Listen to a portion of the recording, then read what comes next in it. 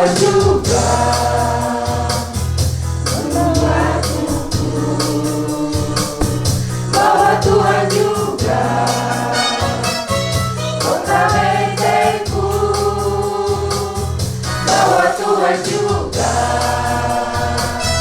penolongku, yaitu Allahku dan gunung batuku, bahwa Tuhan juga gunung batuku, bahwa Tuhan juga kota bentengku, bahwa Tuhan juga penolongku, yaitu Allahku dan gunung batuku. Aku percaya akan Dia, perlindunganku. Aku percaya akan Dia, tanduk selamatku. Aku percaya akan Dia, sang perisaiku, tempat perlindungan yang tinggi. Aku percaya akan Dia, perlindunganku. Aku percaya akan Dia, tanduk selamatku. Aku percaya akan Dia, sang perisaiku, tempat perlindungan yang tinggi. Mari kita akan berdoa terlebih dahulu. Bapa yang baik, Bapa perlindungan kami, ya Allah Bapa kami yang di surga, Tuhan Yesus Kristus Juru Selamat kami. Di pagi hari yang indah ini, kami berdoa kepadamu dengan hati penuh syukur dan sukacita. Terima kasih atas rahmat dan kasih sayang-Mu yang telah memelihara kami tak terbatas.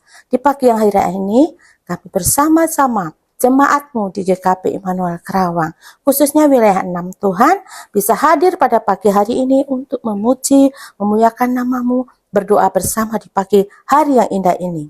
Kami mohon bimbinganlah langkah-langkah kami agar selaras dengan kehendak-Mu. Lindungi kami dan jauhkanlah kami dari segala yang jahat. Limpahkanlah kami dengan kemurahan rezeki dan kesehatan yang baik.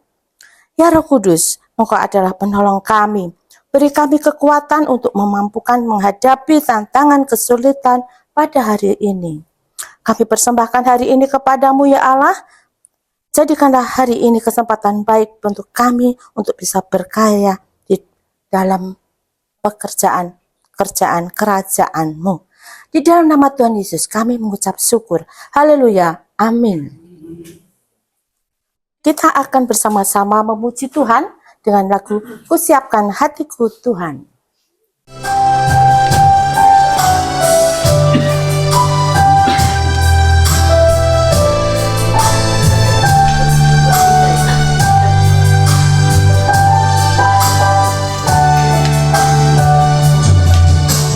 Siapkan hatiku Tuhan, untuk dengar firman-Mu saat ini.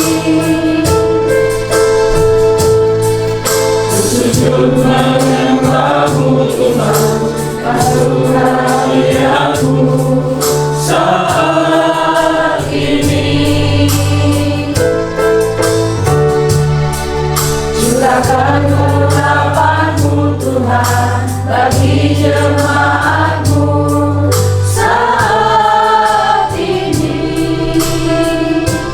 Ku siapkan hatiku Tuhan, untuk dengar firman-Mu.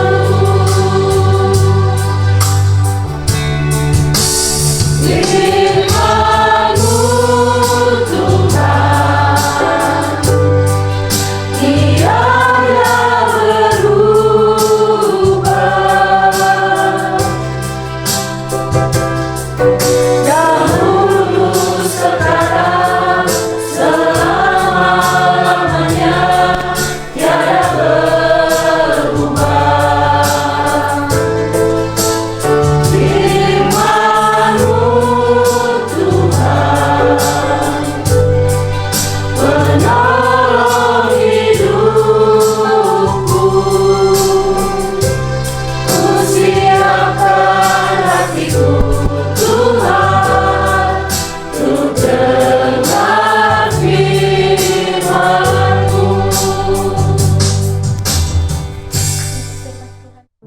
Bapak dan Saudara sekalian, mari kita bersama-sama berdoa sebelum kita merenungkan firman Tuhan. Mari kita berdoa.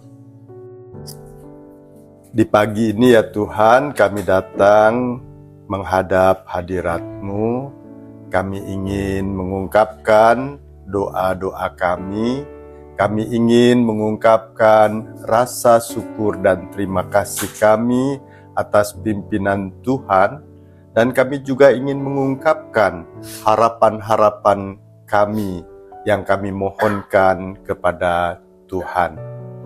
Dalam kesempatan doa pagi ini ya Tuhan, kami juga rindu untuk membuka diri kami agar diterangi oleh firman-Mu. Pimpinlah kami dengan kuasa Roh-Mu yang kudus, supaya kami dapat mendengar firman Tuhan dengan baik, supaya kami dapat merenungkannya, dan terlebih supaya kami dapat melakukannya di dalam hidup kami sehari-hari. Kami berdoa di dalam nama Yesus Tuhan kami. Amin. Bu Bapak dan Saudara-saudara sekalian, hari ini kita diajak merenungkan firman Tuhan dalam terang tema saling percaya. Saya akan bacakan 1 Korintus 13 ayat 7. Ini satu ayat kutipan dari surat Paulus kepada jemaat Korintus yang pertama. 1 Korintus pasal 13 ayat yang ke-7. Kata-katanya demikian. Ia menutupi segala sesuatu, percaya segala sesuatu, mengharapkan segala sesuatu, sabar menanggung segala sesuatu. Bapak dan saudara-saudara sekalian, ayat ini adalah bagian dari penjelasan Paulus tentang kasih. Saya membacanya ayat 7 saja, kalau sebelumnya dibaca maka akan jelas yang dimaksud dengan Paulus kata ia itu adalah kasih. Karena di atasnya kasih itu panjang sabar, murah hati, dan seterusnya. Dijelaskan oleh Paulus. Cuma saya memang mengambil ayat 7 ini saja karena tema kita soal saling percaya. Di ayat ini Paulus sedang menggambarkan salah satu karakter dari kasih itu, yaitu saling percaya. Kasih itu khusus pada ayat ini Paulus mengatakan sebagai dasar dari kehidupan yang saling percaya. Ibu bapak dan saudara-saudara sekalian, kalau kita bicara tentang percaya, mungkin di dunia sekarang ini kalau dibilang percaya aja pada segala sesuatu, naif ya, di dunia yang penuh dengan penipuan gitu ya, orang pakai cara apa saja, mulai dari pura-pura kecelakaan, pura-pura nggak punya uang, datang membutuhkan sakit, pura-pura di rumahnya ada yang mau operasi jantung, pura-pura mau menolong, penipuan-penipuan lewat online begitu ya. Di dunia yang seperti ini, di dunia di mana kita juga kadang-kadang merasa kok teman kita, sahabat kita mengkhianati kita, kok orang yang begitu kita percaya tiba-tiba melakukan sesuatu yang buruk pada kita. Di dunia seperti ini, kalau ada anjuran percaya pada segala sesuatu, jadi kayaknya naif gitu ya. Kok mau percaya begitu saja sih? Tapi marilah kita pahami apa sebenarnya yang Paulus katakan, hendak katakan dalam bagian ini. Ibu bapak sekalian, sekalipun percaya itu adalah sesuatu yang perlu kita lakukan, tapi yang paling penting kita pahami adalah mengapa sebenarnya kita harus saling percaya. Saling percaya adalah dasar dari hubungan apapun. Kita adalah makhluk sosial, kita tidak hidup seorang diri, tapi kita hidup bersama dengan orang lain. Dan ketika kita hidup bersama dengan orang lain dibutuhkan saling percaya. Sebab kalau tidak ada saling percaya, maka kehidupan bersama itu akan mudah hancur, akan rapuh. Ya, mulai dari yang paling sederhana, rumah tangga kita. Coba kalau antara suami istri tidak ada saling percaya, kalau antara anak dan orang tua tidak ada saling percaya, bisa dibayangkan bagaimana hidup rumah tangga itu. Ya. Juga dalam kehidupan persekutuan kita, kalau di antara kita, teman-teman kita ini, rekan-rekan kita ini tidak ada saling percaya, maka bagaimana mungkin ya hidup kita penuh dengan kecurigaan. Wah, si ini jahat, si ini jelek, si ini akan menipu, si ini akan melakukan hal yang buruk, si ini. Kalau kehidupan kita dipenuhi dengan prasangka-prasangka seperti itu, maka kehidupan persekutuan kita tidak akan berjalan dengan baik. Ya, bahkan ini Ibu Bapak sekalian, kalau dalam hidup sehari-hari orang yang melakukan bekerja di satu tempat pasti ada kepercayaan ya. Demikian kita dipercaya oleh atasan kita untuk bisa melakukan tugas kita sehingga nggak dilihatin tiap saat gitu ya. Dipercayakan, kamu bisa lakukan ini, kita bisa lakukan. Kita juga kadang-kadang harus percaya sama orang lain. Sebab kalau kita tidak percaya sama orang lain, maka kita harus mengerjakan semuanya sendiri. Dalam dunia pekerjaan kita begitu, dalam dunia bisnis juga begitu. Ya, bisnis dibangun dengan saling percaya. Kalau tidak ada saling percaya, maka tidak akan mungkin bisa tercipta bisnis yang sehat, bisnis yang baik. Jadi kalau dibilang saling percaya itu naif, ya, tapi saling percaya itu adalah fondasi, dasar dari seluruh bangunan kehidupan sosial kita. Bangunan hidup keluarga kita, ya, bersama dengan anggota keluarga yang lain, bangunan hidup persekutuan kita, negara kita, bahkan bangunan-bangunan hidup dalam bekerja, dalam berusaha. Jadi Ibu Bapak sekalian, kalau Paulus mengatakan percayalah pada segala sesuatu, maka Paulus tidak sedang menyuruh kita untuk jadi orang yang bodoh gitu ya, jadi orang yang buta. Pokoknya percaya aja deh. Kamu nggak boleh nggak percaya gitu ya. Paulus tidak sedang mengajarkan seperti itu, tapi Paulus mau mengajarkan kepada kita beberapa hal. Yang pertama adalah bahwa kita harus mengawali pergaulan kita, pertemanan kita, keluarga kita dengan saling percaya. Kita jangan punya sikap buruk dulu, jangan dulu punya prasangka, jangan dulu saling menghakimi, jangan dulu saling mencurigai, sampai bukti menyatakan ternyata nggak begitu, ya, sampai terbukti sebaliknya. Jadi kalau berkeluarga kan nggak dulu dengan saya mau nikah dengan dia, tapi saya harus awasi dia, saya harus jaga dia, saya harus curigai dia tiap saat, kan nggak begitu ya.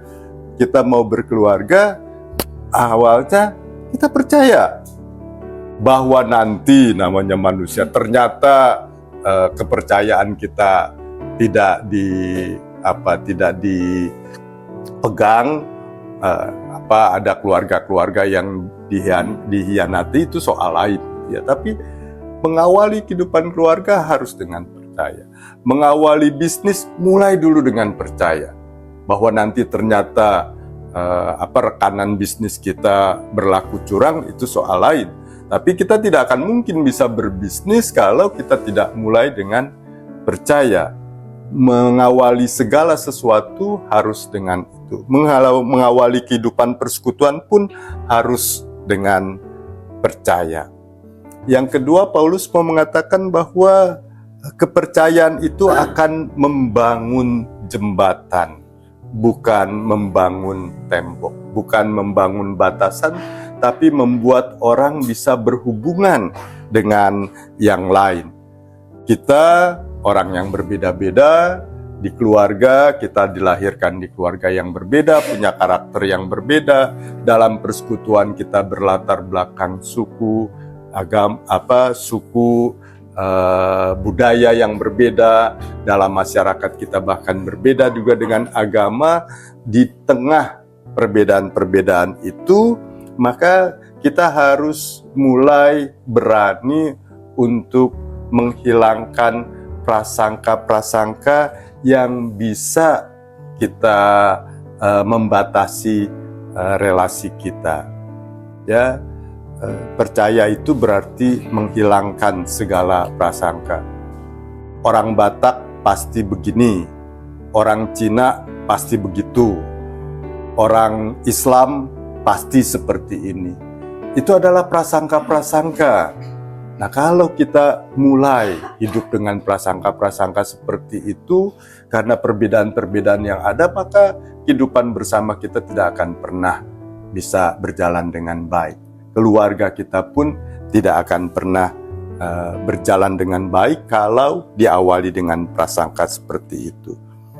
Yang ketiga, Paulus mengatakan bahwa mengapa kita harus saling percaya? Karena kita harus menjadi cermin dari Allah. Ya. Manusia diciptakan seturut dengan gambar Allah. Kita adalah cermin Allah. Itu berarti bahwa sama seperti Allah percaya pada manusia, bahwa manusia bisa menjadi baik, Allah begitu mengasihi dan begitu percaya bahwa manusia tahu melakukan sesuatu yang baik, tahu berterima kasih. Karena itu Allah tidak menuntut, tapi Allah mengasihi manusia karena Allah percaya pada manusia. Maka kalau kita mau menjadikan diri kita sebagai cermin dari Allah, maka kasih itu harus ada dalam hidup kita. Maka kita juga harus belajar percaya sama orang lain. Nah, bagaimana 3 hal yang diajarkan oleh Paulus itu kita lakukan? Bagaimana mempraktekkan saling percaya itu? Ada 2 hal, Ibu Bapak sekalian. Yang pertama, marilah tadi kita mulai membangun segala sesuatu dengan melihat orang tanpa prasangka. Prasangka apapun ya, suku, agama, bahkan gender juga. Perempuan mah pasti begitu, laki-laki mah pasti begini. Itu prasangka-prasangka yang harus kita buang, yang harus kita tinggalkan. Mulai dulu dengan percaya, sampai mungkin satu saat ternyata kepercayaan kita tidak benar. Tapi jangan mulai dengan prasangka. Lalu yang kedua, ketika kita berani memulai percaya sama orang, itu berarti kita harus berani mengambil resiko. Ya, ketika saya nikah sama istri saya percaya istri saya baik. Sudah terbukti istri saya baik? Belum. Ya, pengenalan yang cuma beberapa tahun belum membuktikan bahwa istri saya baik, tapi saya berani ngambil risiko. Saya mau percaya dan saya mau ngambil risiko. Dan syukurnya terbukti sampai sekarang kepercayaan saya benar gitu ya. Kehidupan kita di persekutuan kan seperti itu. Kita mulai dengan percaya, lalu kemudian ya udah percaya, saya mau ngambil risiko bahwa nanti ternyata, sekali lagi, bahwa ternyata kepercayaan kita tidak benar, yaitu risiko yang sudah kita harus siap gitu ya. Kita harus siap. Oh ya, ternyata memang dia tidak bisa saya percaya gitu ya. Tapi jangan mulai dulu dengan nggak mau percaya gitu ya. Mulai dulu tanpa prasangka. Lalu yang berikutnya, sikap terhadap orang lain ini, yang penting sebenarnya juga adalah komunikasi secara terbuka. Konfirmasi, si Anu begitu, kata siapa? Ya, kadang-kadang kita sering dengar kata orang, padahal kita sendiri belum tahu secara objektif, secara nyata apa yang dikatakan orang itu gitu. Kita sudah terpengaruh oleh kata-kata orang, lalu kita bilang, oh iya benar dia jelek, oh iya dia benar seperti itu, tanpa kita tahu kenyataannya seperti itu.